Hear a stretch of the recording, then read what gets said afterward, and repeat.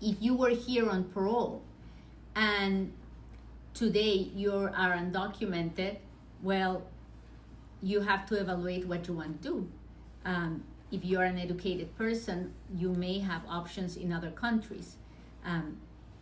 Many people will say, well, they have to go back to their country. Yeah, that's very easy to say, but it's very hard to do, especially when you come from countries like Cuba, Haiti, Venezuela, Nicaragua, which are countries that are in a dire situation. They are communist countries where the life of people are in danger. So it's easy to say, go back to your country, but it's not easy to do. And of course, many people don't care, but there are a lot of people who do care. Now, if you are the ones who can try to move away, go for it, because the situation in this country is horrible. But if you are the group of people who don't have the opportunity to even consider going anywhere because there's nowhere to go, then realize that you're undocumented, but nobody's coming to pick you up because they don't have the manpower to do that. So the only way that you will be deported is if ICE gets a hold of you.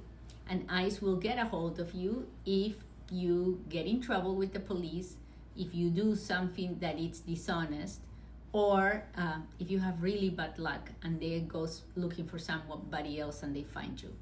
So what happens if ICE gets a hold of you? Well, at that moment you have to remember your rights. You have the right to remain silent. You have the right to say, I'm not signing any document. I am not gonna do voluntary departure. And I do wanna see a judge. If you have more than 2 years in this country, you can say all those things without any problem because those are your rights. Now, if you have less than 2 years in the United States, then we are in trouble, because if you are less than 2 years in the United States, the government can remove you without giving you the opportunity to see a judge. And so those are the situations where people are detained by ICE and they are not allowed to be released on bond, and after a few days they are removed to their home countries. So look for a plan B.